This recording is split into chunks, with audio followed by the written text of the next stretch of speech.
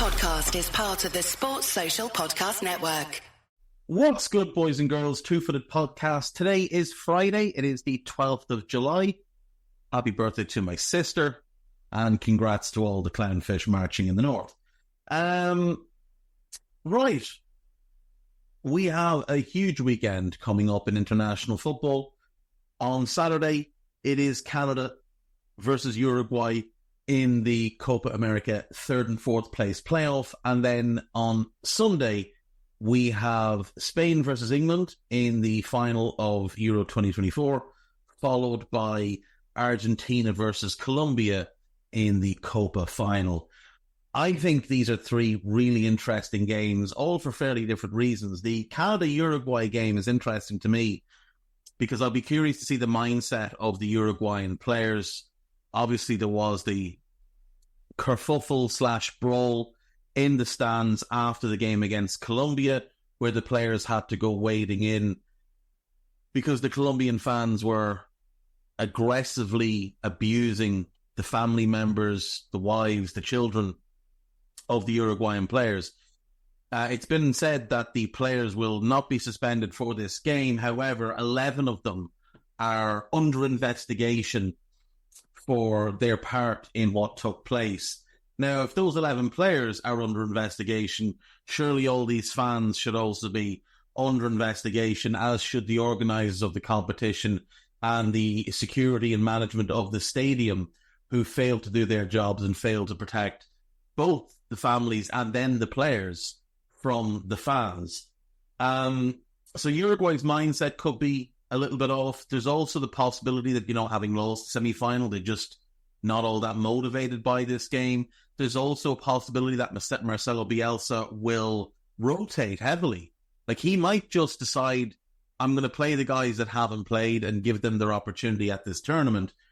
I think Canada will go full strength. So that could give the Canadians, there's three different reasons the Canadians could have a chance. I am going to pick Uruguay to win because they're the better team. So I'm going to pick them to win 2-1. But I think it should be a good game. And I'm really looking forward, if Uruguay go full strength, I want to see how Ismael Kone does in a midfield battle up against two exceptional midfielders, one of whom in Fede Valverde, I think, is one of the best midfield players on the planet. And Ugarte is one of the best ball winners, maybe the best ball winner in the world. So I'll be curious to see how Kone does up against those two. I think that could be a pretty good test for him. Then, obviously, we get the Euro final next, which is an 8 p.m. kickoff UK time. That Copa game is an 8 p.m. kickoff East Coast time, 1 a.m. European time, 1 a.m. UK and Ireland time. This is 8 p.m. on Sunday, English time, 9 p.m. Central European time, 3 p.m. East Coast time, and I think noon on the West Coast. So, Spain have been the best team at this tournament. I don't think there's any argument, any debate to be had about that. They have been exceptional. They were absolutely sensational against the Croatians. I thought they were actually better against the Italians. I've rewatched that game and I still have no idea how they didn't win it 3 or 4-0. Then obviously they rotate pretty much everybody and beat Albania 1-0. Then we get into the knockout stage. And obviously they go behind against Georgia. They look a little bit out of sorts for the first half an hour, and then they're brilliant for an hour. The German game, I thought if it wasn't Spain, Germany would be the team that had reached the final. It was tough, but they overcame the Germans. And then from the minute they went behind against the French, I thought they were really good. So I think through the tournament, they've been tremendous. I don't think the English have played well at all yet. You look at the group stage, they were pretty poor against Serbia, very poor against Denmark, very poor against Slovenia, very poor against Slovakia. And then I thought they were pretty poor against the Swiss and just about okay against the Netherlands. But we know that the talent in that English team is immense. Like, other than the defence, where I still think Mark Guehi is excellent, And obviously Saka is kind of playing as a wing back, and he's a tremendous footballer. Like, England are just very good. Midfield attack, lots of depth, lots of quality options for Southgate. But I look at that Spain team and I look at how well set up and how well balanced that team is. You've got Dani Carvajal, who's at 32 playing some of his best football. You've got Lenormand, who in the last two to 3 years has really elevated his game. I still don't think he's an elite centre-back, but he's a good to very good centre-back. Aymeric Laporte was an elite centre-back. Now he's a good to very good centre-back. And you've got Marc Cucurella at left-back, who's playing certainly the best football since he left Brighton, but he ended the season playing pretty well for Chelsea. So this isn't a huge surprise. Defensively, he's looked good. He's been diligent. He's been aggressive. He's good on the ball. We know that about him. That defence just works. There's no world-class defender in it, but there's 4 good to very good defenders and no weak point. Behind them, you've got a very good, potentially elite goalkeeper in Unai Simon. I do think if he was to get a move to a top club, I do think he has another level to go up. Now, he may not want to leave Athletic Bilbao. He has been with them since 2011 when he joined their academy first. Then he played for Baskonia, which is a club basically connected to Bilbao. I think it's like pretty much their third choice team or their third team. Played for the B team for a couple of years, and then when Chelsea foolishly spent, was it 71 million on Kepa, he stepped in and has been absolutely tremendous ever since. He's been part of a really successful spell for the club, in which they've won the Super Copa, which, you know, broke a drought of many years not winning anything, and then won the Copa del Rey. These are the first trophies they've won since the 80s, and he's been vital to this, and obviously established himself as Spain's number one as De Gea fell off and Kepa had just become a shell of himself. There was an opening there, and he's the man that stepped into it, and there's no question he is the best Spanish goalkeeper. I mean, David Raya is a decent goalkeeper, but Simon is on a different level to him, and I wouldn't be surprised if Ederson leaves City. I wouldn't be surprised if he was someone City looked at, because he is comfortable with his feet. He's pretty commanding of his box. He's a good talker, a good organiser, and he's a really good shot stopper. So I really like that. Then the midfield is elite. Like, it's absolutely elite. You've got Rodri, who's the best holding midfield player in the world. He's a top 10 defensive midfielder of all time, and he's certainly not 10 or 9. He's higher than that. He's not the best ever, like some City people will try and tell you, but, you know, he's a great. Fabian Ruiz is a tremendous player. He's hugely underrated and has been for a couple of years. When he was at Napoli, he was absolutely tremendous in that team for a number of years and played a vital role for them. Before that, obviously, with Real Betis, he was really, really good as well. The PSG move hasn't worked for him, and I'd love to see him leave there this summer, because I think he's the type of player that can fit in to any shape, can play any midfield role, can do whatever you need him to do. And what I love is that if either of them need to come off, you've got Mikel Moreno to plug in, who's not quite as good as the other two, but he's very close to the level of Ruiz. Obviously, Rodri sits atop the pile, but I think it's like, I don't think there's a huge drop-off from Ruiz to Moreno, and he can do the Rodri role, though obviously not to the level of Rodri.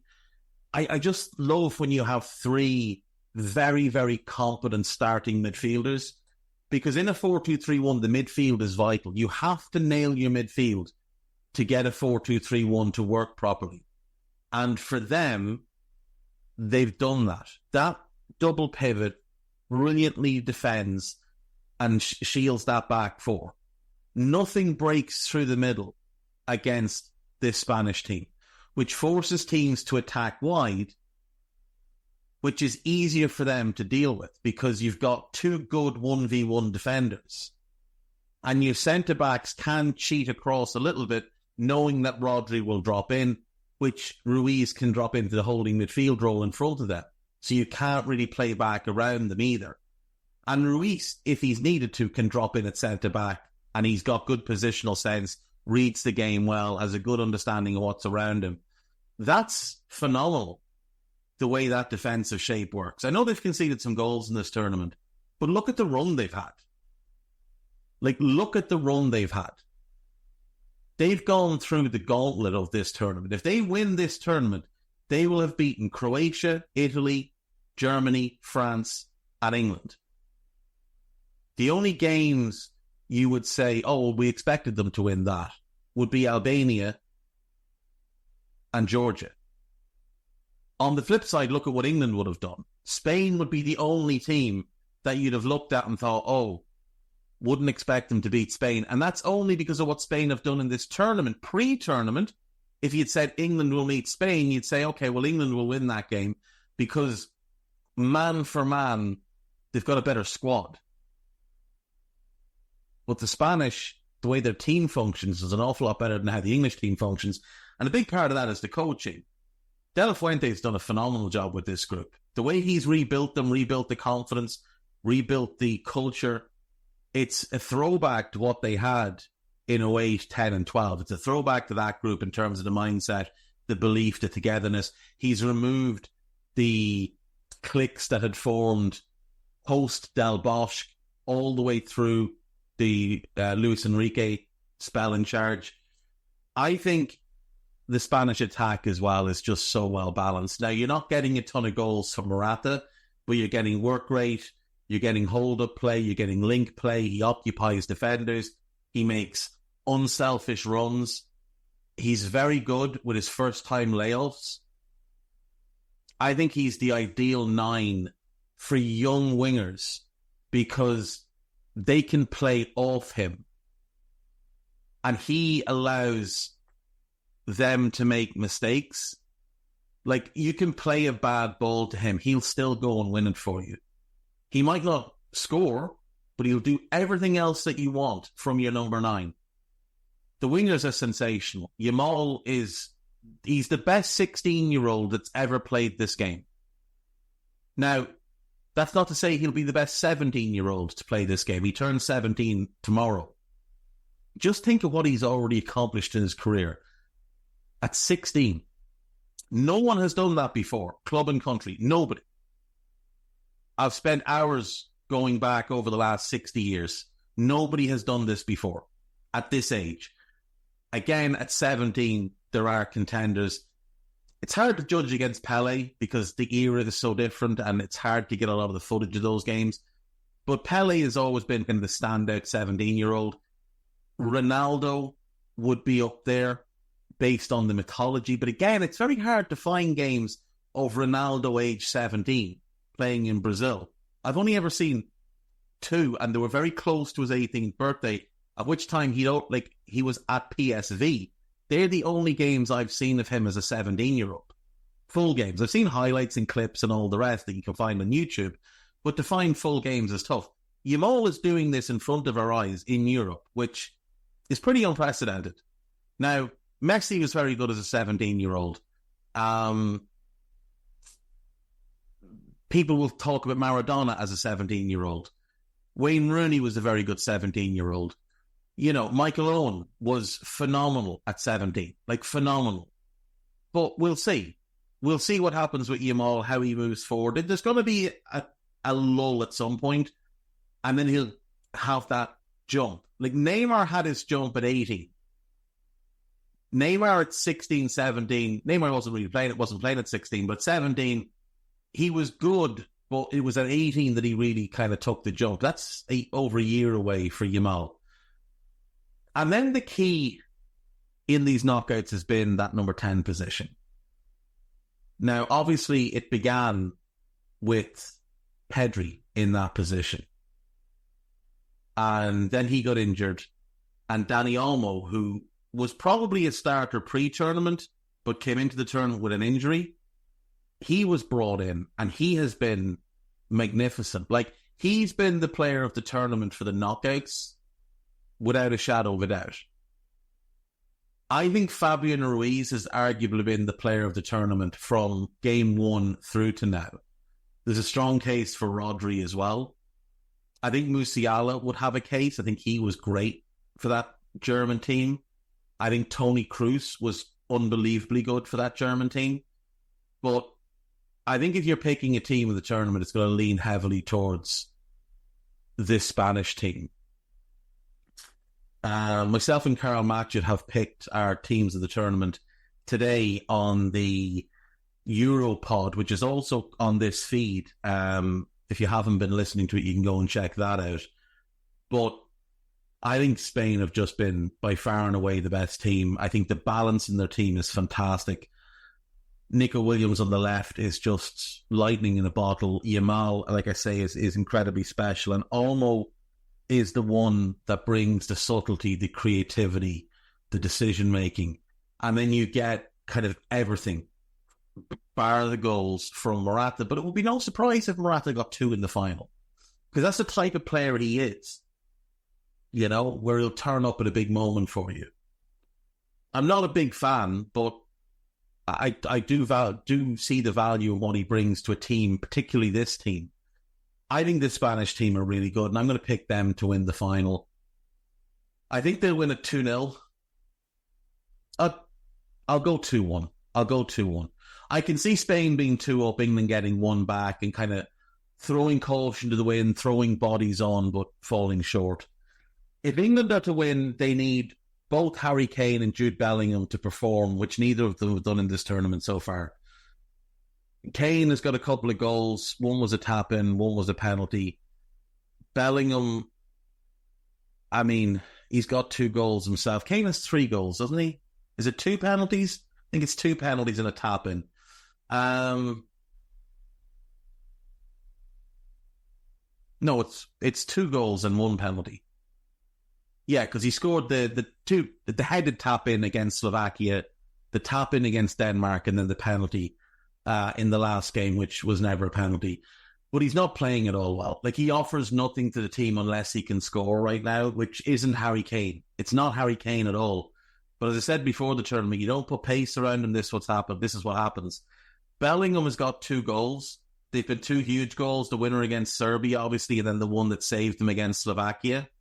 But he hasn't played well. He hasn't played well at all. And I don't think the shape suits him. I think he also needs pace to thrive, because people don't seem to realise Jude is not quick. Like, he's not slow, but he's not quick.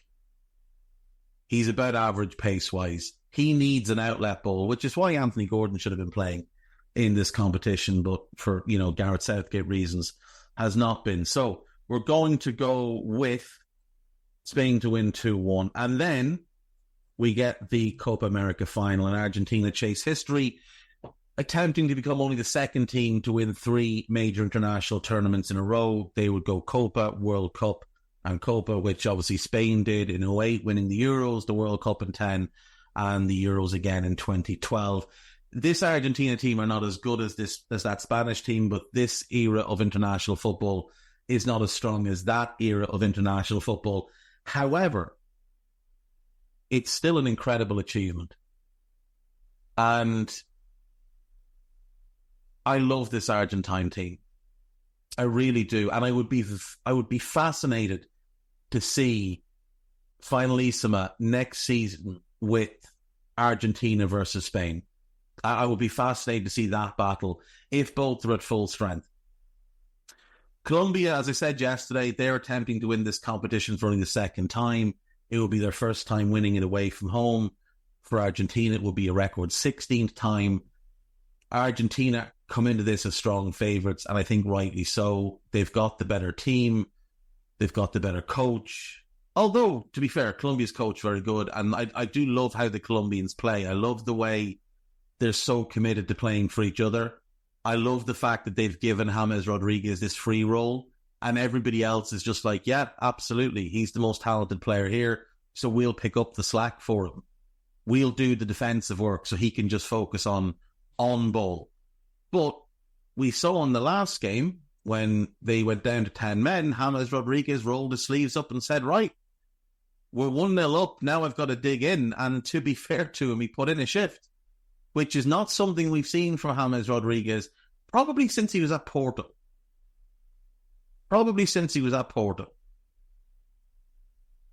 This would be the crowning glory of James Rodriguez's career if he could lead this team to the Copa.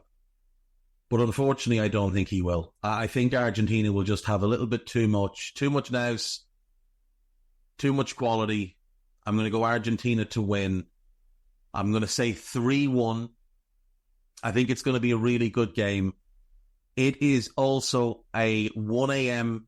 UK and Ireland kickoff. That's 2 a.m. in Central Europe.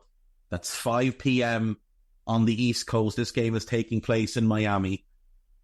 And that's 8 p.m. on the East Coast and 5 p.m. on the West Coast. This game is taking place in Miami in the Hard Rock Stadium. And I would expect it to be absolutely thronged. The Colombians have done exceptionally well. Their fans, barring what they did to the Uruguayan families, their fans have been one of the best things about this tournament. The atmosphere they create is incredible. Argentina always bring a crowd. People will come just to watch Messi. I would imagine the ticket prices for this final are going for considerably more than the ticket prices for Spain versus England. So I'm going Uruguay, I'm going Spain, and I'm going Argentina. I'm pretty comfortable with those picks. I think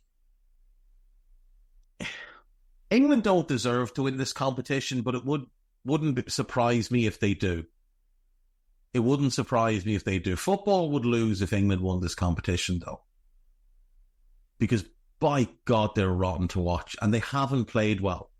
Like, there's a difference between being a horrible watch and not playing well. So, you take Greece 04, perfect example. Horrible to watch. But they played brilliantly. England are not playing well. Greece were horrible to watch because of the tactical game plan. England are horrible to watch because they're not playing well. And Gareth Southgate can get all the praise that people want to give him. He doesn't want England playing this poorly. No chance. There's no structure to the team. There's no structure defensively. There's no structure in midfield. There's no progression in midfield. There's no structure in attack. There's no movement in attack. There's no pace in attack. This is not what Gareth Southgate wants. England are getting by based on talent more than anything else. England have had more talent than anybody they've played in this tournament. And it hasn't been close. It hasn't been close. The Netherlands were by far the best team they played. It's an average Netherlands team with one great player, a very good left back in Nathan Ake, and a bunch of players that range from pretty good to pretty crap, depending on what day of the week it is. Spain are an enormous level up from the Netherlands. And Spain have already played, I would argue, 4 teams who were better than the Netherlands in Croatia, Italy, Germany, and France. I think all of them would beat the Netherlands. So that's why I think they'll win this game. I think they're more battle-proven. I think the level for them just needs to maintain. If they play like they did against Germany and France, they will win this game. Germany and France are better than England. If they play like they did in those games, they win this game. England are going to have to raise their level massively.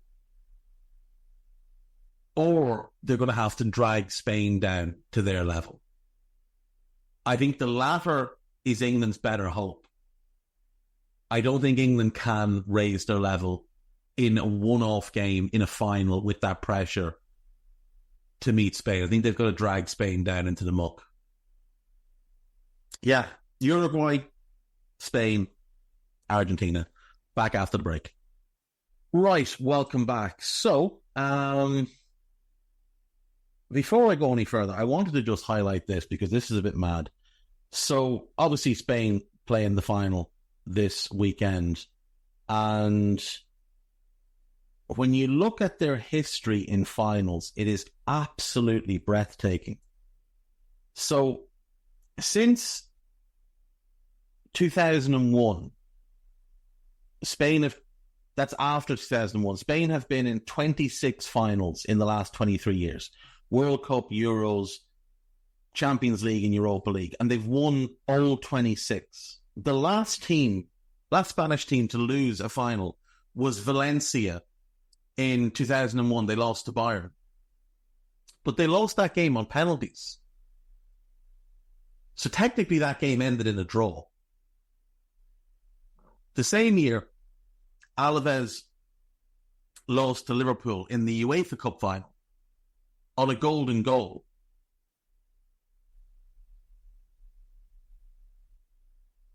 The last time a Spanish side lost to a non-Spanish side in a final was the 1999, within the 90 minutes, was the 1999 Cup Winners' Cup when Lazio beat Mallorca 2-1. Spanish teams, the national team and all the clubs have played 68 major finals and they've won 45 of them. And of the 23 defeats, 5 of them were to other Spanish teams. The national team has played 4 European Championship finals. 3 European Championship finals, and won them all. They've played 1 World Cup final, and they've won it. 19 Europa League finals. They've won 14 of them. 2 of the 5 defeats were to other Spanish clubs. They played 14 Cup Winners' Cups finals and won 7. That's the tournament they've done the worst in, the Cup Winners' Cup, which doesn't exist anymore. And in 31 Champions League finals, they've won 20, but 3 of the defeats were 2 Spanish clubs. And if you just look at the elite of Spanish teams in competition football, so the national team, Real, Barca and Sevilla, 47 combined finals. They've won 37 of them. 37 of them. Real are 17-5. They lost 3 Champions League finals and 2 Cup Winners' Cup finals. They won 15 Champions League finals and 2 UEFA Cup finals. Barca are 9-5. They won 4 Cup Winners' Cups, lost 2 finals, and in the Champions League, it's 5 wins and 3 defeats. Sevilla are 7-0, all Europa League finals, and the national team are 4-0. 3-0 in the European Championships and 1-0 in World Cup finals. Like, it is just phenomenal. The level of competence and determination and assuredness that you can just go out and win a final. That is absolutely incredible. And like, you look at certain other countries, like England, for example. In the Cup Winners' Cup, England won 8 finals and lost 5. In the Europa League, England have won 9 finals and lost 8. In the Champions League, England have won 11 finals and won 15 finals and lost 11. Look at Italy. Champions League, won 12 finals, lost 17. Europa League, won 10 finals, lost 8. Cup Winners' Cup, won 7, lost 4.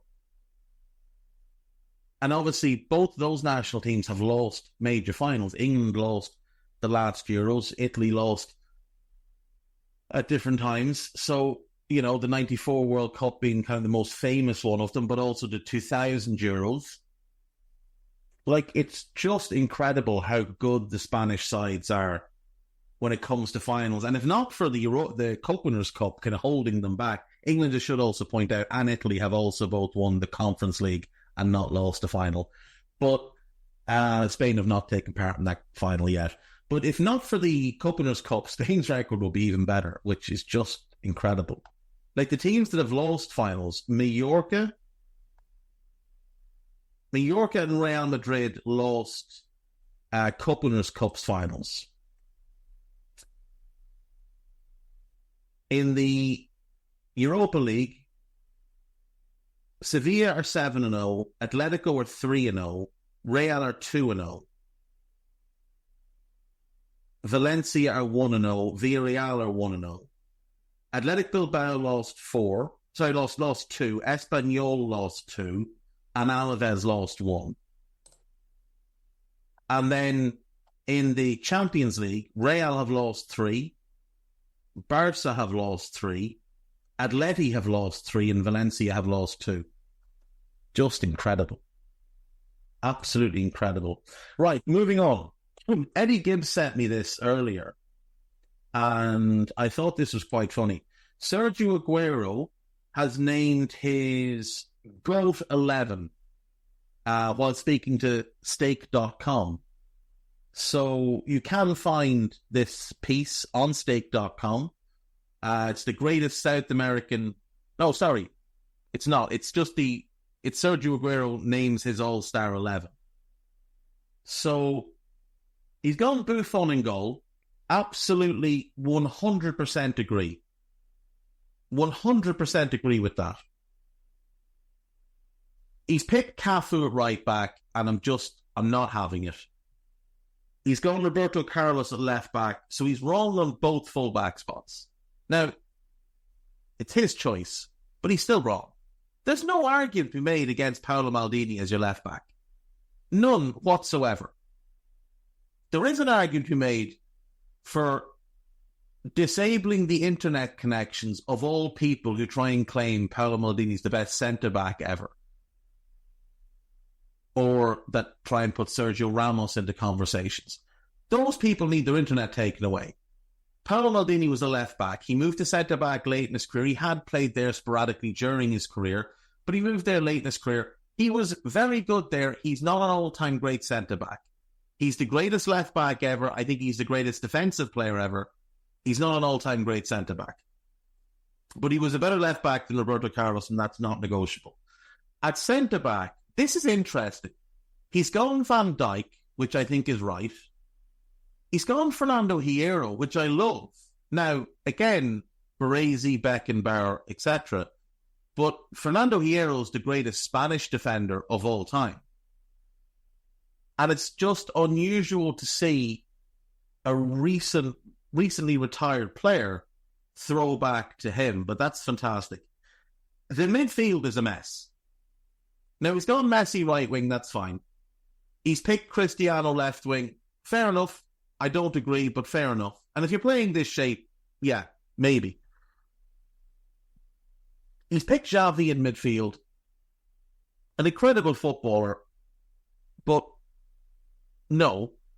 And then he's picked Eric Cantona. Now, I get that growing up, he probably saw videos of Cantona and liked what he saw, but he wasn't a central midfielder to begin with. And secondly, the idea of Xavi and Cantona in midfield is just farcical. And up front, he's picked Diego Maradona and R9, which absolutely. Get rid of Cantona. Get rid of Carlos, because there's obviously a better option there. And you couldn't have Carlos behind Cristiano because he'd just be a liability defensively down that side. I'm fine with Cafu, even though there have been multiple better right backs. The centre-back pairing would be incredible.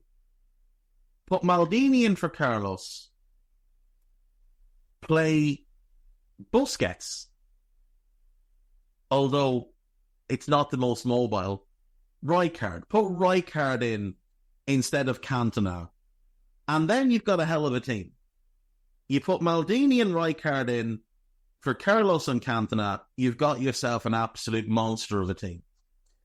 Now, I promised yesterday I would do the second part of Alex's question regarding jobs for the boys, where to place the managers at these European Championships. So we're going to start with Group A. Julian Nagelsmann, Arsenal. I think Arsenal. I think he'd be interesting at Arsenal with that group of players. Steve Clarke, he's a championship caliber manager. We're going to put him at Stoke because it'll suit his personality. Marco Rossi, the Hungarian manager. It's weird. In the first half of their game against Switzerland, they looked like the worst coach team I think I'd ever seen. And then in the second half, they look good. And beyond that, they look competent. I think he is a decent manager. I don't think he's an elite level manager. I think he would be more your championship level. But coming off the back of a good run with the national team here in Hungary, where you're over 50% win rate, you've only lost 19 of 67. Like, that's very, very respectable with the Hungarian national team. So we're going to plonk you at Sampdoria. They're a big club in need of turning around. So we're going to go with Sampdoria for Marco Rossi. Switzerland, Murat Yakin, loved him as a player. I think as a manager, he's pretty average. To be nice, I think he's pretty average. I will say Feyenoord. I don't know why. He just has a head in him that looks like he'd player manage Feyenoord. So we're going to say Feyenoord. Moving on then. Group B. Spain. Luis de la Fuente. What a job he's done. Like, when you look at his career, he was sacked by Aurora in 2000. No, sorry, in the March of 2001. 8 months after getting the job. They were in the third division and he got sacked. That was his second job. He'd managed in the regional leagues before that. He lasted 8 months here, got sacked, became a youth coach with Sevilla, then Bilbao, was in the Bilbao system for a couple of years, managed their B team on 2 occasions. Then he went to Alaves as the manager and he got sacked after 11 games. 11 games. And then 18 months later, he got the Spanish under-19 job. So he's had 2 professional club jobs and been sacked from both in a combined 43 games, which is less than a season's worth of football when you factor in cups and such. But he's done an amazing job with the national team. I'm going to say the place for him to go is the club he played for most of his career, Athletic Bilbao. Played there, came through their academy, played for the B team, played for the senior side in 2 different spells, either side of a 4-year stint at Sevilla. And then he worked in their academy for 6 years. I'm going to say Athletic Bilbao. Croatia, Zlatko Dalic, not a big fan. Don't enjoy how he sets his team up, but he has done brilliant work with the Croatians. There's no doubt about it. He has done exceptional work there. And I think he will get a good club job off the back of this, if he wants it. Now, he might not want it. But if he wants it, I could see, a mid-table German club giving him an opportunity. I'm going to say Wolfsburg. On to Italy, Luciano Spalletti. I mean, he's got a big reputation. He's been a bit of a journeyman. He's managed Udinese multiple times, Roma multiple times. He seems to like going back where he's been. So I'm going to say Inter Milan, even though it didn't go great when he was there. Albania, Silvino. This is weird. He's been dreadful everywhere except here. He was awful with Lyon, like absolutely shocking. Sacked after 11 games, wasn't good with Corinthians, but he's done a really nice job with Albania. Now, not an amazing job, but still, considering it's Albania, to only lose 5 in 16 games with 7 wins is pretty impressive. So I'm going to say a foolish club with a silly owner gives him a chance. We'll say Chelsea. Group C, Majes Kek of Slovenia sets his team up to be lovely and defensive. He managed Al Ittihad in Saudi like 12 years ago. This is his second stint with the Slovenian national team. So he went to Saudi after the first stint. We're going to send him back to Saudi and we're going to put him in charge of, I don't know, Al Ali, maybe? Or do we have to do European jobs? If we have to do European jobs, I will say... Who's not going to mind the brand of football? Do you know what? No. I'll say Stuttgart when they need a new manager. We'll go Stuttgart. Denmark, Kasper Hjulmand. He just reeks of Brentford, doesn't he? Absolutely reeks of Brentford. So we'll go there. Do you know what? We'll put Keck at Burnley because I do think the style of football suits Burnley. Serbia, Dragan Stojkovic, one of the all-time great midfielders that unfortunately made the wrong moves the wrong time in his career. I'm not impressed. I'm not impressed with him as a manager. I've got to be honest. He did a pretty poor job in China. Had done well in Japan before that. I just don't think he's a particularly good manager. I'm going to say we'll slap him in at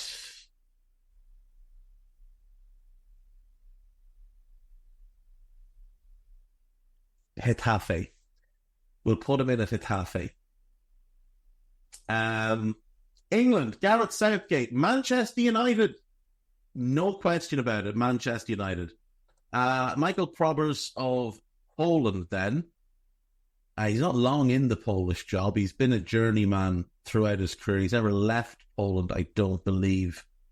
But he did play in Germany for a number of years. So we're going to send him back to Germany. He can go to Heidenheim. The Netherlands, Ronald Koeman. So Big Ron the Red has managed all of the big clubs in the Netherlands except 20. So we're going to put him at 20. Austria, Ralf Rangnick. I mean, Leipzig just makes all the sense in the world, considering he basically built their system. So we'll put him back at Leipzig. Didier Deschamps. I mean, who'd be foolish enough to hire him? Todd Bowley. But I've already put someone at Chelsea.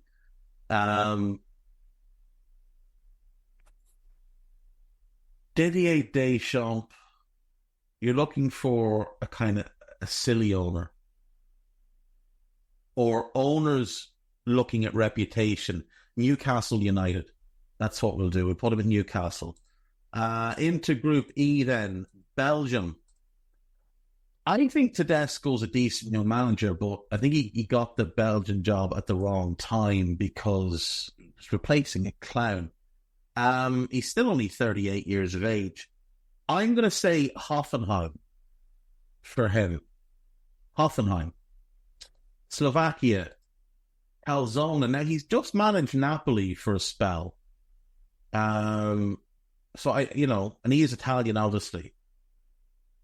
He didn't do well at Napoli, it's worth pointing out. But he made them hard to beat, which is, something at least. I'm going to say we're going to put him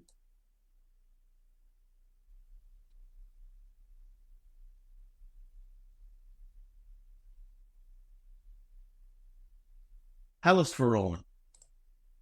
Hellas Verona for him. Romania. Iordnescu. Another journeyman coach. He's done a really good job since taking over with the national team. He's always been a pretty good manager. Seems to fall out with people, though. Doesn't stay long anywhere. So he begins his career with Fortuna Brasi. He manages 10 games, wins 8, draws 2, doesn't lose any, and he leaves. And 6 weeks later, he's at Targu Mures. Manages 6 games, wins 2, draws 2, loses 2, and he leaves. And then he's out of work for over a year, and he comes back with Targu Jiu. Stays there 18 months, 59 games. Leaves there, goes to CSKA Sofia. Lasts 12 games, and he's out the door. Wins 5, draws 3, loses 4. Goes to Astra Giurgiu. There less than a year, 35 games, 15 wins, 10 draws, 10 defeats. Goes to Cluj. 3 games, 1 win, 1 draw, 1 defeat. He's there only in the summer, June to July. Bizarre. Then he goes to Matan Medias. 42 games there over 18 months. Wins 18, draws 18, loses 18. Goes back to Cluj. 21 games, wins 21 games, draws 5 and loses 4 out of 30. So not bad. Not bad. 18 months there as well. Then he takes over at Steaua Bucharest. Manages 11 games. Wins 8 of them. Draws 2, loses 1. And then he's out the gap again. And then he's out of work for 2 months before he takes the national team job. So why does he keep... I don't really understand.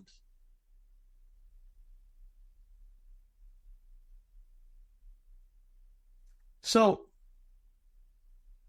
with CSKA Sofia, he resigned. With Cluj, he resigned.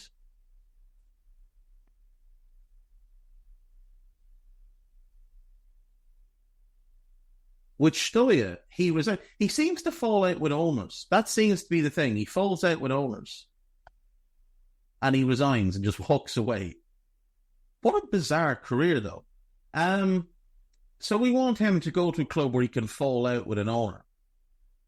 So it has to be an owner that is known to interfere. So we're going to put him at Lazio and watch him fall. Oh, see, it would have been Porto, but had the ball, lost the election, and now it's Villas-Boas. Now, we'll put him at Porto. Him and Villas-Boas will definitely fall out because Villas-Boas also falls out with everybody. So, Edward Iordnescu, you are the new Porto manager, and congrats to you on that. What a wonderful... Well, it's a great job, beautiful city, great club, phenomenal stadium to play in. They've just appointed Vitor Bruno, who has never been a manager before. He's been a coach. He's an assistant to Conceição for many years. He's now been appointed the manager under Villas-Boas. I wonder how long he lasts. But when he sacks him, Iordnescu is the man. Ukraine, Sergei Rebrov.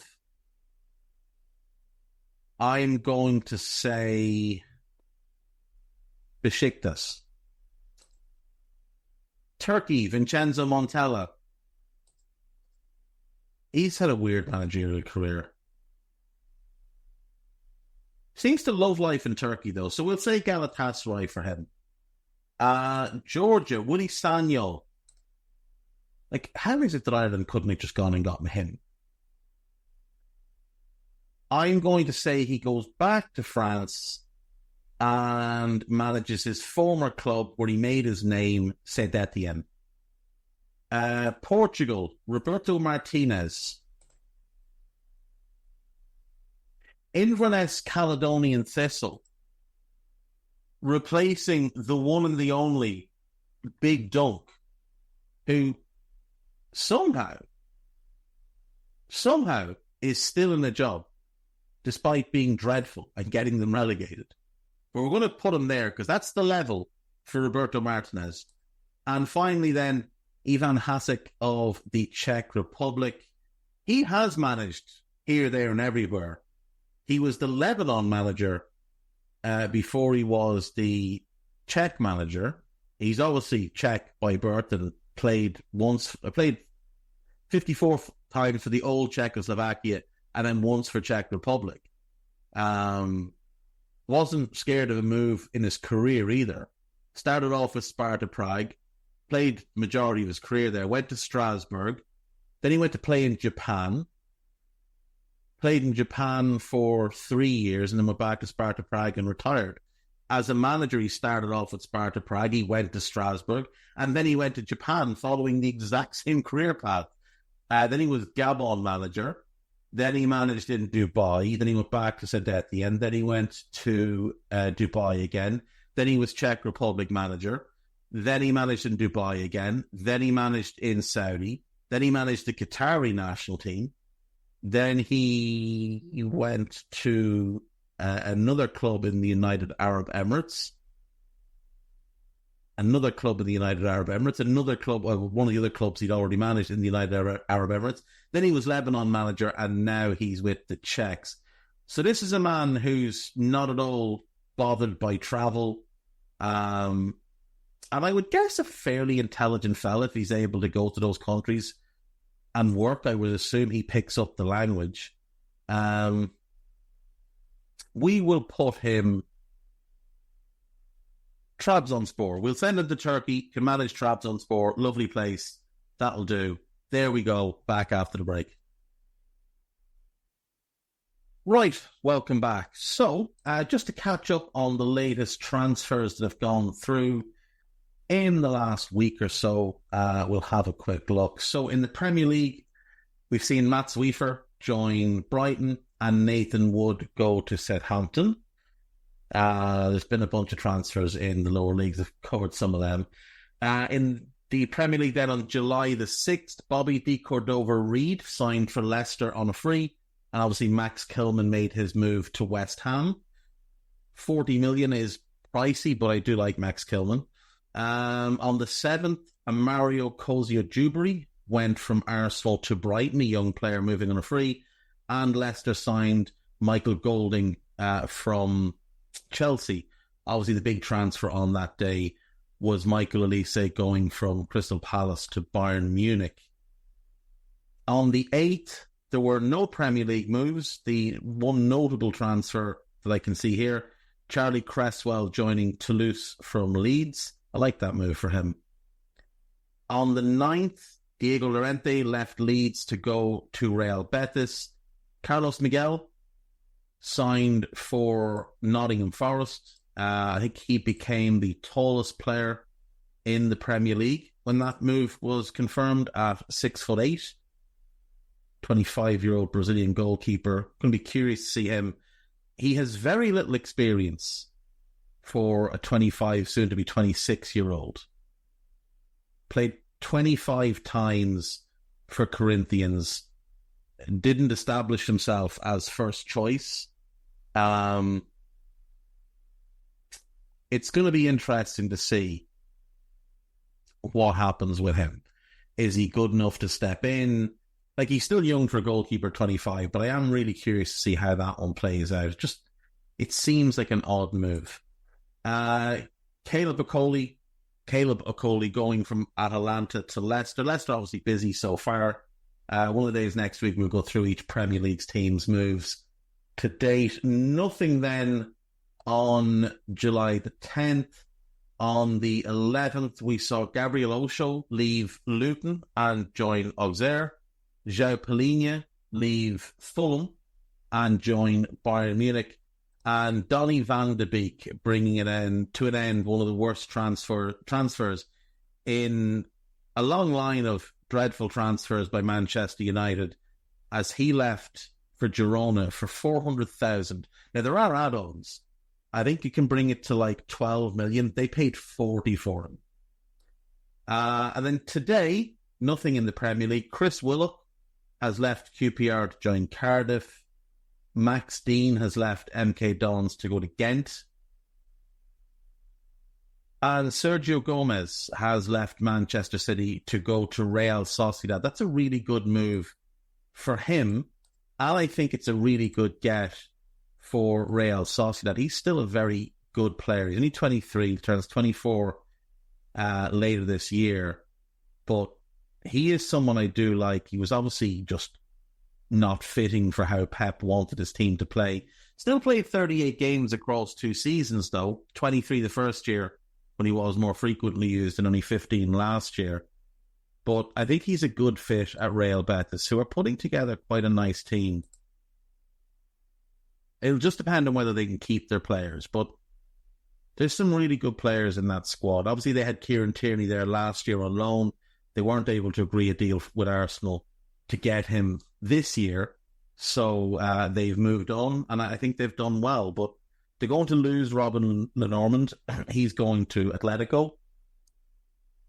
But they've still got Zubimendi, they've still got Zabelda, they've still got Kubo, they've still got Moreno.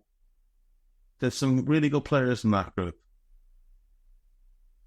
The Zakarian is one to keep an eye on there next season. I could see him really, really flourishing in year 2 in La Liga. Right, Anwar El-Ghazi has won his court case against Mainz. His contract was terminated after he spoke out in support of the Palestinians. Mainz, being the terrible set of lads that they are, terminated his contract and will now be forced to pay out what he was owed on his contract, which is believed to be about 1.4 million in salary and bonuses. So, good for him. Good for him.